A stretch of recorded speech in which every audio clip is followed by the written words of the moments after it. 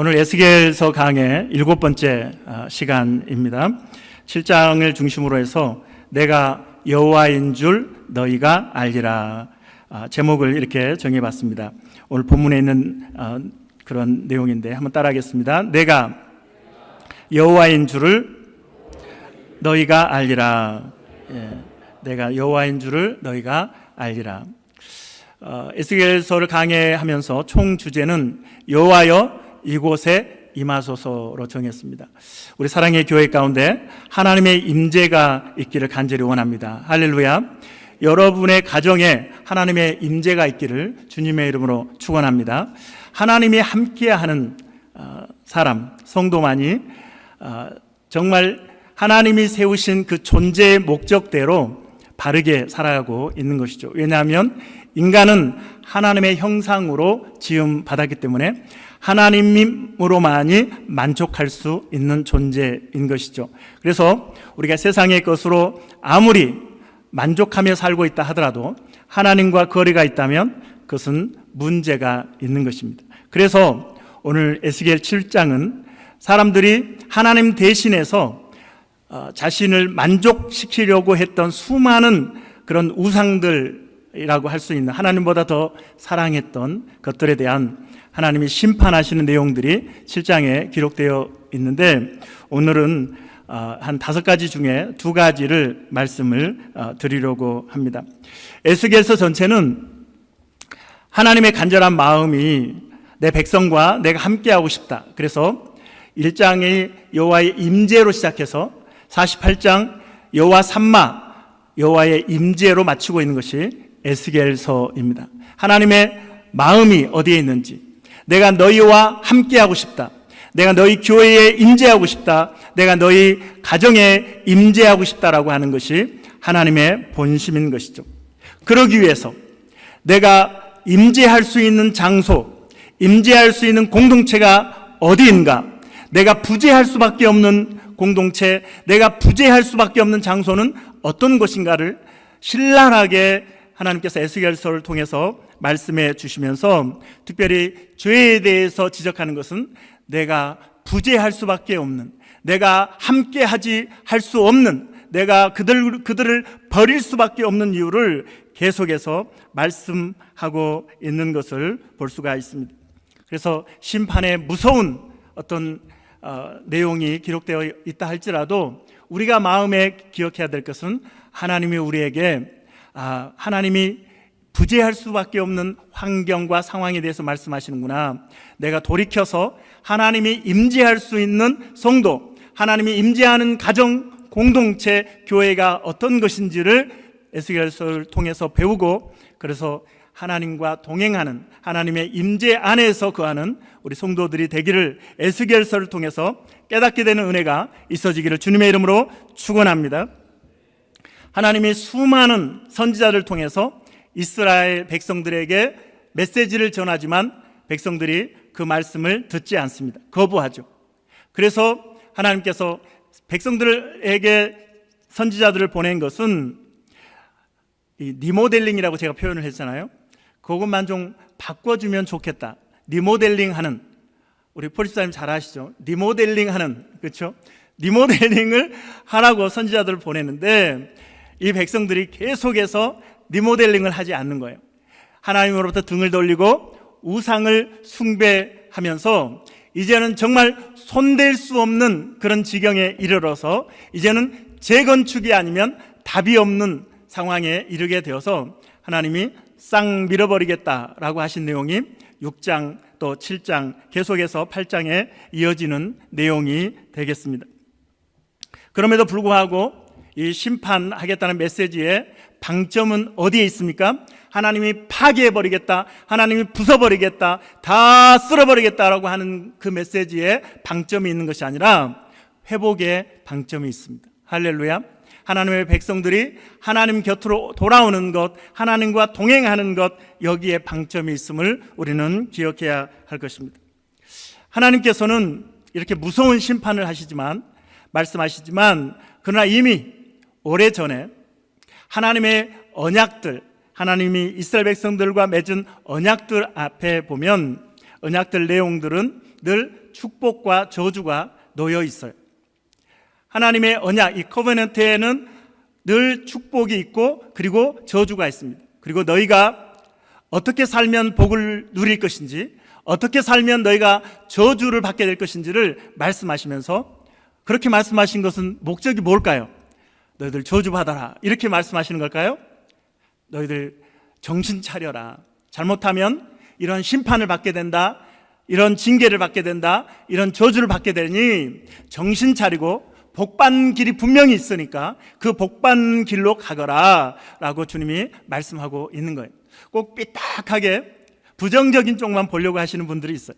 우리가 메시지를 늘 하나님의 마음이 어떤지, 하나님을 알면, 하나님은 사랑의 하나님, 할렐루야, 하나님은 선하신 하나님, 좋으신 하나님, 세 사람에게만 좋으신 하나님, 나머지는 다 나쁜 하나님,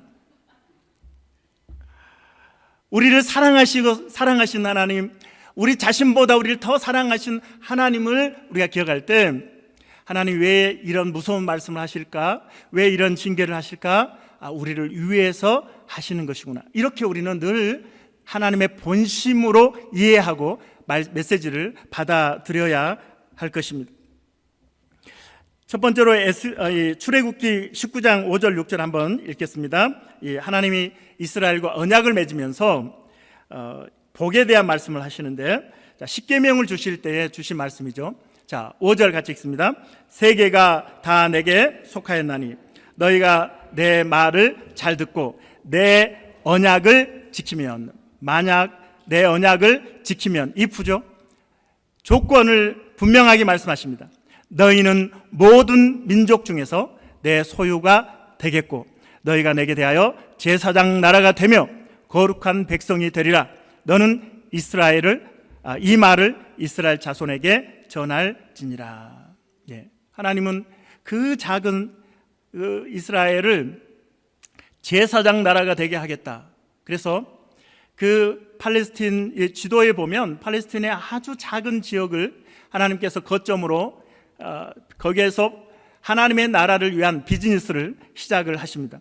그런데 그 주변에 아래로는 이집트가 있고 아프리카가 있고 유럽이 있고 또 북쪽으로 또 아수르가 있었고 바벨론이 있었고 페르시아가 있었고 주변에 열강들이 다 둘러싸여 있지만 하나님 볼 때는 센터가 어디예요? 팔레스틴, 그 작은 땅, 그 작은 민족. 그래서 그럼에도 불구하고 사이즈가 중요한 것이 아니라, 강대국이 아니라 약소국 작은 나라라 할지라도, 소수라 할지라도 하나님을 경외하면 제사장 나라가 되게 할 것이다. 거룩한 백성이 되리라. 할렐루야. 하나님의 시선은 크고 작은 것에 하나님의 시선이 움직이는 것이 아닙니다. 하나님을 경외하는 그 공동체, 하나님을 사랑하는 그 공동체에 하나님의 시선이 머물게 되고 제사장으로 세우시고 사용하시는 것을 여러분 기억하시기를 바랍니다. 내 언약을 지키면, 그랬습니다. 또 신명기 8장 1절에도 보면 복에 대한 말씀을 하시죠. 신명기 8장 1절, 내가 오늘 명하는 모든 명령을 너희는 지켜 행하라. 어떻게 해요? 그리하면 너희가 어떻게 하고요? 죽고 살고 번성하고 여호와께서 너희 조상들에게 맹세하신 땅에 들어가서 그것을 차지하리라. 하나님 분명히 백성들에게 복받는 길을 가르쳐주고 계십니다. 그런데 또한 저주받을 수밖에 없는 그러한 모습도 말씀하시는데, 우리 19절 읽겠습니다. 내가 만일 또 조건이죠. 내 하나님 여호와를 어떻게 하고요? 기억하고 잊어버리고 다른 신들을 따라 그들을 섬기며 그들에게 절하면 내가 너희에게 증거하노니 너희가 반드시 멸망할 것이라. 너희가 반드시 멸망할 것이라. 20절, 여호와께서 너희 앞에서 멸망시키신 민족들, 가나안 7족속이죠. 그들과 같이 너희도 어떻게 한다고요? 멸망하리니 이는 너희가 너희 하나님 여호와의 소리를 청종하지 아니함이니라. 이처럼 하나님은 백성들 앞에 복과 저주를 다 놓아두시고 너희가 복된 길을 선택해라 이렇게 말씀하고 있는 것이죠. 신명기 28장은 68절이나 됩니다. 복과 저주에 대한 말씀으로 가득 차 있습니다. 이 신명기 28장은 저에게 아주 추억이 있어서 제가 잊어버릴 수 없는 말씀인데, 제가 중학생 때 이제 시골에서 제가 신앙생활을 했는데 저희 부모님이 교회를 다니지 않으셨어요. 어머니는 이제 저하고 새벽기도를 다니시다가 새벽에 아버님이 기다리시다가 새벽기도 다녀오시는 어머니 옷을 막 찢으시고 성경을 아궁이에 막 집어넣으시고 핍박을 아주 강하게 하시니 마음이 여린 우리 어머님이 그때부터 교회를 중단하셨더라. 그래서 부모님이 교회를 안 다니고 저만 이제 교회를 다니고 있었는데, 목사님이 대신방을 하신다는 거예요. 각 집집마다 돌아다니면서 대신방을 하는데 제 중학생이 제 마음에 우리 집에서도 목사님을 모시고 예배 드리면 좋겠다. 우리 어머니 아버님도 모시고 그렇게 이제 마음의 결심을 하게 됐는데, 사실 저희 아버님 또 과거에 여러분들의 부모님들이 사실 만만한 분은 아니시잖아요. 술 드시고 술주정하시고 폭력도 행사하시고 이런 분들이 있었잖아요. 저희 아버님도 굉장히 강하시고 유교적인 배경을 아주 강력하게 가지고 수많은 제사를 도맡아서 하시던 이런 분이신데, 제 마음에 이분들을 우리 부모님과 함께 목사님을 모시고 예배를 드려야 되겠다, 이런 마음을 이제 갖게 되었고, 어떻게 해서 겨우겨우 부모님을 어디 가지 못하게 이제 집에 이렇게 모셔두고 목사님을 모셔서 이제 대신방 예배를 드렸습니다. 목사님이, 제가 목사로서 지금 생각해 보니까 좀 기특하셨던 것 같아요. 그렇죠? 중학생이 교회 다니지 않는 부모님 붙잡아 놓고 목사님 모셔가지고 예배 드린다는 게 대견하지 않습니까? 저는 대견할 것 같은데. 그래서 목사님이 그때 신명기 28장을 복에 관한 1절부터 14절까지 저에게 직접 봉독하도록 하셨습니다. 그래서 제가 두렵고 떨리는 마음으로 부모님 앞에서, 목사님 앞에서 신명기 28장 1절부터 14절까지 봉독했기 때문에 제가 잊어버릴 수 없는 추억이죠. 그리고 목사님의 마음을 제가 좀 이해하겠어요. 이 녀석 애 많이 써서 부모님하고 예배드리는 이 기특한 녀석, 너 복 받아라, 이렇게 하면서 신명기 18장 1절부터 14절에 있는 복을 하나님이 너에게 부어주기를 원한다, 아마 이런 마음으로 이 본문을 선택하셨다라는 생각을 합니다. 우리 1절부터 6절까지만 한번 읽어볼까요? 여러분이 많이 들어보셨던 그런 내용일 것입니다. 자, 1절 시작. 내가 내 하나님 여호와의 말씀을 삼가 어떻게 하여? 듣고 내가 오늘 내게 명하는 그의 모든 명령을 지켜 어떻게 하여? 행하면 내 하나님 여호와께서 너를 세계 모든 민족 위에 뛰어나게 하실 것이라. 내가 내 하나님 여호와의 말씀을 어떻게 해요? 청종하면 이 모든 복이 내게 임하며 내게 이르리니 성읍에서도 복을 받고 들에서도 복을 받을 것이며 내 몸의 자녀와 내 토지의 소산과 내 짐승의 새끼와 소와 양의 새끼가 복을 받을 것이며 내 광주리와 떡 반죽 그릇이 복을 받을 것이며 내가 들어와도 복을 받고 나가도 복을 받을 것이라. 할렐루야. 이 복이 여러분에게 임하기를 축복합니다. 그러기 위해서 어떻게 해야 된다고요? 모든 하나님의 명령을 지켜 행하고 여호와의 말씀을 청종하면이라고 말씀하고 있습니다. 이렇게 복이 14절까지 이어지는데 15절부터 마지막 절 68절까지 저주에 대한 내용이 기록이 되어 있습니다. 분량을 한번 비교해 보세요. 1절부터 14절인데 15절부터는 저주가 68절까지 약 4배 이상이 저주에 대한 내용으로 되어 있습니다. 어떤 내용인가요? 15절부터 19절만 한번 보겠습니다. 15절 시작. 내가 만일 내 하나님 여호와의 말씀을 순종하지 아니하여 내가 오늘 내게 명령하는 그 모든 명령과 규례를 지켜 행하지 어떻게 해요? 아니하면 이 모든 저주가 내게 임하며 내게 이를 것이니 내가 성읍에서도 저주를 받으며 들에서도 저주를 받을 것이요 또 내 광주리와 떡 반죽 그릇이 저주를 받을 것이요 내 몸의 소생과 내 토지의 소산과 내 소와 양의 새끼가 저주를 받을 것이며 내가 들어와도 저주를 받고 나가도 저주를 받으리라. 어디까지 이어진다고요? 68절까지 엄청난 분량을 저주에 대한 말씀을 하고 계세요. 왜? 복은 14절 1절부터 14절까지밖에 안 되는데 저주는 15절부터 68절일까? 하나님이 뭐라고 말씀하시고 있다고요? 너 저주받아라 이렇게 강조하고 있습니까? 이렇게 많은 저주가 있다, 이렇게 문제가 심각하다, 이건 너무나 힘들고 너무나 큰 고통을 안겨주는 것이다. 그러니 정신 차리고 하나님의 말씀대로 듣고 청종하고 순종해라. 이렇게 그래서 복받는 인생이 되어라. 이렇게 말씀하고 있다라고 하는 것입니다. 할렐루야. 자, 저주 중에 48절부터 51절만 한 번 더 이어서 읽어보도록 하겠습니다. 49절부터 51절, 49절 시작.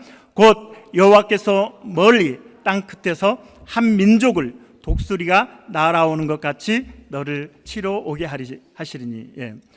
먼 땅 끝에서, 멀리 땅 끝에서 한 민족, 북이스라엘에게는 아수르 BC 722년에 아수르에 의해서 북이스라엘이 멸망을 하게 되죠.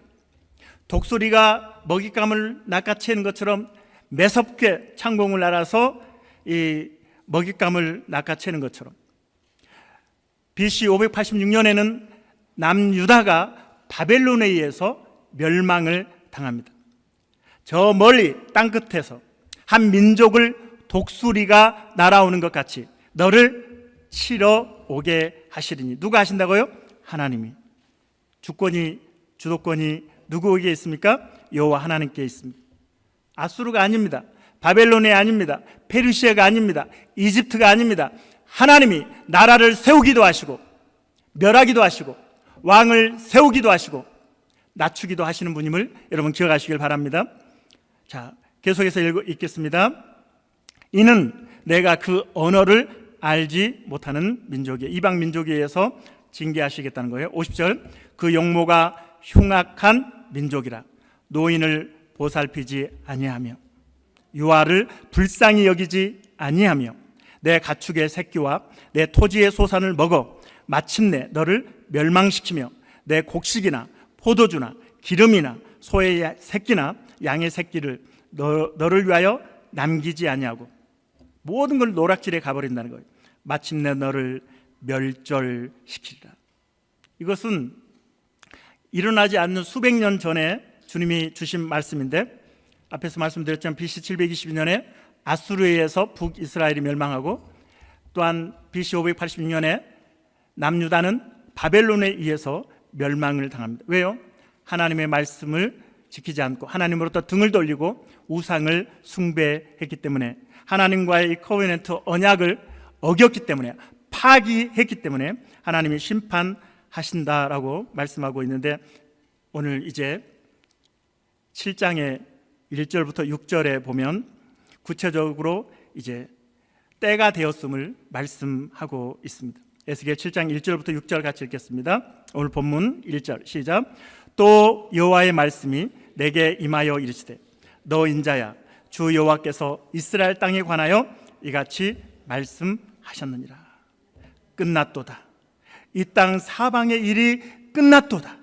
이제는 내게 끝이 이르렀나니 내가 내 진노를 내게 나타내어 내 행위를 심판하고 내 모든 가증한 일을 보응하리라. 내가 너를 불쌍히 여기지 아니하며 긍휼히 여기지도 아니하고 내 행위대로 너를 벌하여 내 가증한 일이 너희 중에 나타나게 하리니 내가 여호와인 줄을 너희가 알리라. 주 여호와께서 이같이 이르시되, 재앙이로다, 비상한 재앙이로다. 볼지어다, 그것이 왔도다. 끝이 왔도다. 끝이 왔도다. 끝이 너에게 왔도다. 볼지어다. 그것이 왔도다. 임계점이 온 거예요. 도저히 리모델링으로 안 되는 상황이 된 거예요. 이제 다 밀어버리고 파헤쳐서 재건축을 할 수밖에 없는 상태가 이르렀다라고 말씀하고 있습니다. 끝이라고 하는 말씀을 얼마나 많이 하고 계십니까? 저는 제가 이 캘거리에 살았던 두 집이 이 재건축이 되었던 것을 제가 말씀드렸었는데, 첫 번째로 이 재건축된 집 맞은편으로 제가 이사를 와서 이 아주 좁은 골목길을 사이에 두고 제가 살았던 그 집이 다 무너지고, 포크레인으로 이렇게 캘거리의 집들이 나무로 지으니까 포크레인 이렇게 누르면 그냥 부서지거든요. 속에 무엇이 있는지 그런 거 신경 쓰지 않아요. 포크레인 기사의 목적은 그냥 다 부숴버리는 거예요. 주변에 그렇게 무성하게 자랐던 나무들도 다 이렇게 파버리고, 그 모습을 그 앞으로 바로 건너편으로 이사를 와서 살았기 때문에 그 재건축되는 상황을 아주 처음부터 끝까지 다 살펴보았습니다. 그래서 다 부숴버려요. 그리고 땅을 다 파헤쳐 버리죠. 끝이 보이는데, 그러나 그것이 끝이 아니죠. 재건축이 시작되는 그런 과정인 것이죠. 오늘 말씀을 보면 이스라엘 땅에 관하여 이같이 말씀하셨느니라. 끝났도다. 이 땅 사방의 일이 끝났도다. 여기서 기록된 땅은 이 아마다라고 하는 히브리어입니다. 아마다, 한번 히브리어 한번 해보시겠어요? 아마다. 예, 아마다. 억양까지 넣으셨네요. 아마다. 예, 잘하셨어요? 예, 아마다. 이 아담이라고 하는, 아담 잘 아시죠? 아담에서 유래한 그 단어입니다. 그래서 히브리어에는 땅이라고 하는 단어가 두 개가 있는데, 아마다, 아담과 에레츠라고 하는 단어가 있습니다. 구약 성경의 대부분의 땅은 에레츠라고 하는 단어를 사용하고 있는데, 에스겔만이 아담이라고 하는 단어를 사용하고 있는 것이죠. 그래서 이 에스겔이 다른 구약 성경에는 사용하고 있지 않는 이 아담이라고 하는 단어를 특별히 쓰고 있는 것은 에스겔에게 특별한 의도가 있다라는 것을 우리가 생각할 수 있습니다. 아담 하면 무슨 생각나세요? 우리가 단순하게 에덴 동산에서 살았던 아담, 최초의 조상 아담.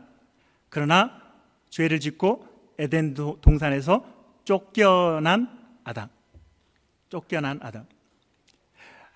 아마도 에스겔이 지금 이스라엘 땅, 이스라엘 아담이라고 했던 것은 쫓겨날 상황에 있는 이스라엘을 이야기하고 있는 것이죠. 사랑하는 여러분, 저는 아담입니다. 여러분도 아담입니다. 목사도 아담이고, 장로도 아담이고, 권사도 아담이고, 교회를 오래 다녀도 아담이고, 교회에서 열심히 봉사해도 아담입니다. 우리는 쫓겨날 수 있는 여지가 늘 존재하는 연약한 아담임을 우리는 기억해야 합니다. 교회에 오래 다녔기 때문에, 나는 목사이기 때문에 이 자리가 안전한 것이 아닙니다. 하나님 앞에서 죄를 범한다면 하나님은 언제든지 우리를, 아담을 에덴 동산에서 쫓아내셨듯이 우리를 쫓아내실 수 있는 분이죠.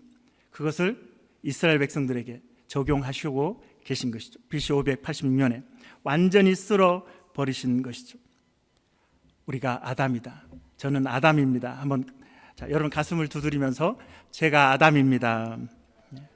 아담은 흙이라는 말이잖아요. 땅, 연약한 존재. 하나님이 훅 불어버리시면, 쓸어버리시면 사라질 수밖에 없는 연약한 존재라는 것을 늘 기억하면서 하나님 앞에서 겸손하게 우리는 살아가야 할 것입니다. 앞에서 말씀드렸듯이 이스라엘이 이렇게 하나님이 다 쓸어버리시는, 심판하시는 이유를 7장에서만 한 5가지를 찾을 수 있는데, 오늘은 시간 관계상 2가지만 말씀을 드리겠습니다. 첫 번째 죄는 교만입니다. 교만. 자, 17절과 오늘 본문 18절 같이 읽겠습니다. 17절 시작. 모든 손은 피곤하고 모든 무릎은 물과 같이 약할 것이라. 그들이 굵은 배로 허리를 묶을 것이요 두려움이 그들을 덮을 것이요 모든 얼굴은 수치가 있고 모든 머리는 대머리가 될 것이며. 머리를 이제 인위적으로 밀어버린다는 것인데, 그것은 굉장히 아주 수치스러운 상황, 그런 상황에서 아주 큰 고통과 절망 가운데서 머리를 밀어버리는 상황이 된 것이죠. 자, 왜 하나님이 이렇게 이스라엘 백성들로 하여금 이런 몰골로 만들어 버리시는가? 제가 이 본문을 읽으면서 연상되는 사람이 있는데 그 사람이 탕자예요. 탕자. 하나님의 아버지의 재산을 반절을 가지고 먼 타국에 가서 살면서 허랑방탕하여 다 탕진하고 거지가 되어서 굶주려서 돼지가 먹는 쥐엄 열매를 먹고자 했으나 그것을 주는 자도 없이, 그러니 머리는 산발이고 때국물은 절절절 흐르고 옷은 뭐 찢어지고 아주 때로 떡진 그런 옷을 입고 정말 광인의 모습으로 아버지에게 돌아오고 있는 그 탕자의 모습이 바로 이스라엘 백성들의 모습이 되는 것이죠. 제가 좀 더 설명하면 여러분들이 이해가 될 텐데 14절에서 모든 무릎은 물과 같이 약할 것이라 이런 말씀인데 공동 번역을 보면 아주 좀 번역이 좀 그래요. 오줌을 싸서 무릎이 젖고, 이렇게 공동 번역은 번역을 해놨어요. 오줌을 싸서 무릎이 젖었다. 얼마나 수치스럽고 얼마나 긴장이 되고 얼마나 두려운 상황이 펼쳐지고 있는지 오줌을 지려서 무릎을 적셨다라고 이야기합니다. 아수르 제국이 남긴 한 비문에 달아나는 적군들의 모습을 이렇게 묘사하고 있는 내용이 있는데, 그들의 심장은 쫓긴 비둘기 새끼의 심장처럼 콩닥콩닥 뛰며 그들은 뜨거운 오줌을 찔끔찔끔 흘렸다. 당시 강대국들의 공격 앞에서 처참하게 짓밟힌 사람들의 모습을 이렇게 표현을 하고 있는 것이죠. 이스라엘 백성들이 선민 사상이 있거든요. 우리는 아브라함의 자손이고 하나님이 택한 백성이고, 그래서 우리는 절대로 망하지 않는다. 천국의 아랫목은 우리 것이다 라고 하는 교만한 마음이 있었습니다. 이방인들을 무시하고 그러한 선민 사상은 결국 화석화된 신앙으로 변질되어서 당연히 천국 갈 것이기 때문에, 당연히 아브라함의 자손이기 때문에, 당연히 하나님의 백성이기 때문에 마음대로 살아도 된다. 그래서 죄를 마음껏 범했던 것이죠. 기고만장한 것입니다. 우리는 아무렇게나 살아도 돼, 여기까지 간 거죠. 그래서 하나님께서 그 교만한 그들을 탕자처럼, 광인처럼 만들고 오줌을 찔끔찔끔 흘리는 그런 상태로 만들어 버리시는 것이죠. 24절에 보면 이렇게 말씀합니다. 내가 극히 악한 이방인들을 데려와서, 북쪽에서 이제 바벨론을 데려와서 그들이 그들의 집을 점령하게 하고 어떻게 한다고요? 강한 자의 무엇을? 교만을 그치게 하리니. 강한 자의 교만을 그치게 하리니. 그렇죠. 이스라엘 백성들의 선민 사상, 높아진 마음, 나는 아브라함의 후손이니 아무렇게나 살아도 돼 하고 우상을 숭배하며 제약을 범했기 때문에 그 교만을 하나님께서 바벨론을 보내서 강한 자의 교만을 그치게 하겠다고 말씀하고 있는 것입니다. 야고보서 4장 6절에 보면 하나님이 교만한 자를 물리치시고 겸손한 자에게 은혜를 주신다라고 말씀하고 있습니다. 할렐루야. 교만한 자를 물리치신대요. 하나님이 대적이 되신대요. 겸손한 자면 하나님께서 은혜를 주신다고 말씀하고 있습니다. 우리는 늘 겸손한 사람이 되어야 돼요. 우리 자신을 늘 돌아보며 진짜 성도는, 하나님을 믿는 사람은 늘 겸손해야 돼요. 내가 목사이기 때문에, 나는 교회를 오래 다녔기 때문에, 나는 교회에서 봉사하기 때문에 나를 드러내는 것은 가장 미련한 짓입니다. 어떠한 상황 속에서도, 나라를 구하는 일이 있어도 우리는 내가 할 바를 했을 뿐입니다. 하나님의 은혜입니다. 섬길 수 있어서 감사합니다. 내가 죽어지고 내가 사라지고 하나님만 영광 받으시기를 원하는 것, 이것이 진짜 성도의 모습입니다. 나를 드러냈다가는 하나님이 치시죠. 두더지 게임이라고, 요즘 제가 작년에 한국 갔을 때는 못 본 것 같기도 하는데, 제가 뭐 오락실 안 가봐서 모르는데 두더지 게임 아시죠? 이렇게 두더지가 올라오면 망치로 뿅뿅뿅 하고 때리는 그거 있잖아요. 올라오는 두더지는 얻어 터지게 돼 있습니다. 일본 속담에 이런 말이 있죠. 튀어나온 못은 망치를 맞는다. 성도는 늘 겸손해야 합니다. 내가 죽어지는 것이 성도의 최고의 덕목인 것이죠. 오늘 이스라엘 백성들, 그 사랑했던 이스라엘 백성들을 교만함을 내가 그치게 하겠다고 말씀하고 있지 않습니까? 겸손하여 하나님의 은혜를 누리는 성도들이 되어지기를 주님의 이름으로 축원합니다. 두 번째로 이스라엘 백성들의 죄에 대해서 물질을 우상으로 삼았다라고 말씀하고 있습니다. 19절 같이 읽겠습니다. 19절, 그들이 그 은을 거리에 던지며 그 금을 오물같이 여기리니 이는 여호와 내가 진노를 내린 날에 그들의 은과 금이 능히 그들을 어떻게 해요? 건지지 못하며 능히 그 심령을 족하게 하거나 그 창자를 채우지 못하고 오직 죄악의 걸림돌이 되미로다. 여러분, 환난 때가 되면 은이 무슨 필요가 있고 금이 무슨 필요가 있어요. 그래서 은을 거리에다 던져버린대요. 금을 오물같이 여기게 된대요. 짐이 되죠. 오히려 내 생존, 내 목숨을 부지해야 되는 상황인데, 그렇죠? 이게 무거우니까 오히려 짐이 되는 거예요. 여호와의 진노의 날에 은이 도움이 되지 못합니다. 자신을 건져주지 못합니다. 금이 능히 그들을 건지지 못한다. 살아있으니까 여러분들 지금은 돈 하시잖아요. 금도 있으면 좋겠고 은도 있으면 좋겠고 돈 그러다가 돈 사람이 되긴 하는데, 여러분 오늘 죽음 앞에서 여러분 여전히 돈을 구할 수 있을까요? 내가 죽음 앞에서 금이 필요하다고, 내가 지금 호흡을 멈춰야 되는 상황 속에서 나에게 은이 필요하다고 할 수 있을까요? 하나님의 은혜만이 필요한 겁니다. 그 순간. 계속해서 보면 하반절에 그 심령을 족하게 하거나 그 창자를 채우지 못하고 오직 죄악의 걸림돌이 되미로다. 심령은 영혼을 의미하고 창자는 육체를 의미합니다. 금도 은도 심령을 족하게 하지 못하고 창자를 채우지 못한다. 그래서 매튜 헨리라고 하는 사람이 이 구절을 이렇게 설명을 했습니다. 이 상황에서는 금광 아시죠? 금광을 가지고 있는 것보다 옥수수 밭을 가지고 있는 편이 훨씬 나을 것이다. 아니, 굶어 죽게 생겼는데 금이 무슨 필요가 있어요? 옥수수가 필요하지. 굶어 죽게 생겼는데 무슨 은이 보화가 필요하겠습니까? 그렇게 보면 우리가 지금 가장 중요한 것에 마음을 두고 시간을 두고 우리의 인생을 투자하고 있는지, 아니면 없어도 되는 것에 내 인생을 걸고 있는지 한번 생각해 볼 필요가 있는 거예요. 그렇죠?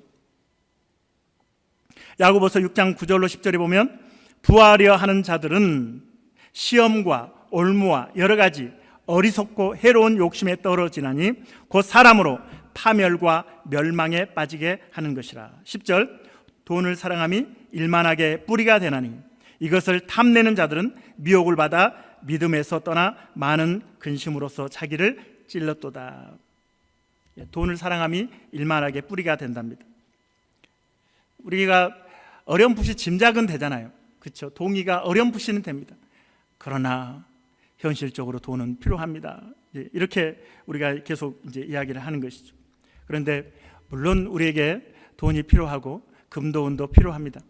그러나 이것이 우리의 인생에 하나님보다 더 마음을 쏟게 만들고 마음을 빼앗기게 한다면 그렇게 되어 있잖아요. 믿음에서 떠나 많은 근심으로써 하나님으로부터 멀어진다는 거예요. 이것을 탐내는 자는 미혹을 받아 믿음에서 떠나게 된대요. 아, 저는 교회에 있는데요, 목사님. 저는 교회 집사인데요. 저는 교회 10년, 20년, 30년 다녔는데요. 아니요, 하나님은 교회에 앉아 있는 것을 말하고 있는 것이 아니에요. 교회에도 앉아 있는, 그러나 여전히 마음은, 중심은, 삶은 돈에 매여 있는 종의 노예로, 돈의 노예로 살고 있는 것에 대해서 하나님이 말씀하고 있는 것입니다. 물질은 내 것이 아닙니다. 우리는 빈손으로 세상에 태어나죠. 물질을 하나님이 우리에게 주신 것입니다. 할렐루야. 우리를 청지기로 우리에게 물질을 맡겨서 우리에게 그것을 통해서 하나님 나라를 위해서 사용하라고, 우리의 이웃 가운데 고통 가운데 있는 사람들에게 나누며 베풀며 흘려보내는 인생을 살라고 우리에게 물질을 허락하신 것입니다. 누가복음 12장에 보면 어리석은 부자에 대한 말씀을 하고 있습니다. 이 부자가 풍년이 들어가지고 기존에 있던 창고에 곡식을 다 쌓을 수가 없어서 창고를 하나를 더 짓습니다. 그리고 이 창고에 가득 곡식을 쌓아두고 이렇게 이야기하죠. 누가복음 12장 19절 읽겠습니다. 또 내가 내 영혼에게 이르되 영혼아 여러 해 쓸 물건을 많이 쌓아 두었으니 평안히 쉬고 먹고 마시고 즐거워하자 하리라 하되. 여러분 19절을 누가 하고 싶은 말일까요? 제가 하고 싶은 말이죠. 여러분이 하고 싶은 말이죠. 그렇죠? 내가 내 영혼에게 이르되 내 영혼아 여러 해 쓸 물건을 많이 쌓아 두었으니 평안히 쉬고 먹고 마시고 즐거워하자. 이것이 세상 사람들이 모두 마음에 이렇게 되고 싶은 욕망을 갖고 있는 것이죠. 그런데 하나님은 그를 어리석은 자라고 부르면서 20절 이렇게 말씀하십니다. 20절 하나님은 이르시되 어리석은 자여 오늘 밤에 내 영혼을 도로 찾으리니 그러면 내 준비한 것이 누구의 것이 되겠느냐 하셨으니. 이 사람이 어떤 사람입니까? 21절 자기를 위하여 재물을 쌓아두고 하나님께 대하여 부여하지 못한 자가 이와 같으니라. 이웃을 위해서 작은 것이라도 나눌 수 있는 사람이 하나님의 마음이 어떤 분이신지, 하나님이 나에게 물질을 주신 그 이유를 분명히 아는 성도가 되겠습니다. 하나님은 늘 가난한 사람들, 어려운 사람들에게 하나님의 마음이 있습니다. 그래서 그들을 돕는 성도는 하나님의 눈물과 하나님의 심장을 가지고 있는 사람들이죠. 여러분, 하나님의 심장을 가지는 성도가 되길 바랍니다. 하나님의 눈물을 가지고 살아가는 우리 성도들이 되기를 주님의 이름으로 축원합니다. 자, 이제 말씀 마무리하겠습니다. 하나님은 교만한 자를 심판하셨습니다. 나 교회 오래 다녔어, 나 목사야, 나 집사야, 나 권사야, 나 장로야 하는 거, 나 선민이야, 하나님의 백성이야, 아브라함의 후손이야, 다 소용없다는 거예요. 다 쓸어버리십니다. 그 교만을 낮추시면서 광인으로 만들어버리십니다. 최고의 수치를 당하게 하십니다. 절대 우리는 교만하면 안 됩니다. 늘 겸손해야 하는 것이죠. 두 번째로 뭐라고 말씀하십니까? 우리에게 물질 우상을 내려놓으라고 말씀하십니다. 영혼의 때에 그 금이 무슨 소용이 있겠느냐, 그 은이 무슨 소용이 있겠느냐, 오물같이 버리고 그것을 은을 거리에 버리게 된다고 말씀하고 있습니다. 물질은 절대로 우리의 영혼을 만족시킬 수 없고 우리의 육신을 채우지도 못합니다. 하나님의 형상으로 지음받은 성도는, 인간은 하나님으로 진정한 만족을 누릴 수 있습니다. 할렐루야. 하나님으로만이 진정한 평안을 누릴 수 있습니다. 하나님으로만이 진정한 안식을 누릴 수 있습니다. 진정한 축복은 하나님으로부터 오는 것을 여러분 믿으시기 바랍니다. 마지막으로 야고보서 1장 16절로 17절 우리 함께 읽겠습니다. 내 사랑하는 형제들아 속지 말라. 온갖 좋은 은사와 온갖 온전한 선물이 어디에서? 세상에서 은에서 금에서? 아니요, 다 위로부터 빛들의 아버지로부터 내려오나니 그는 변함도 없으시고 회전하는 그림자도 없으시니라. 하나님을 붙잡으면 모든 걸 붙잡는 것이고 하나님을 놓치면 모든 것을 놓치는 것입니다. 따라하겠습니다. 하나님을 붙잡으면 모든 것을 붙잡는 것이고 하나님을 놓치면 모든 것을 놓치는 것입니다. 그런 말이 있어요. 똥구르마를 끌더라도 하나님을 믿는 사람이 최고라는 거예요. 똥구르마를 끌더라도. 그래서 우리가 세상적으로 아무리 성공해도 하나님으로부터 멀어지면 그것은 가장 불행한 것입니다. 여러분, 하나님께서 오늘 이렇게 심판하신 이유는 너희가 내가 여호와인 줄 알게 하려 함이라고 말씀하고 있습니다. 지금 이 말씀을 듣는 여러분, 하나님이 누구신지에 대해서 성경을 읽으시고 배우시고 기도하시면서 성령의 가르치심을 받으시면서 하나님을 아시기 바랍니다. 하나님을 모르면 매를 맞고 아시겠어요? 아니면 지금 정신 차리고 하나님을 알아가시겠어요? 할렐루야. 하나님을 지금 환난의 때가 이르기 전에 기도와 말씀으로 하나님을 가까이 하는 우리 성도들이 되어지기를 주님의 이름으로 축원합니다.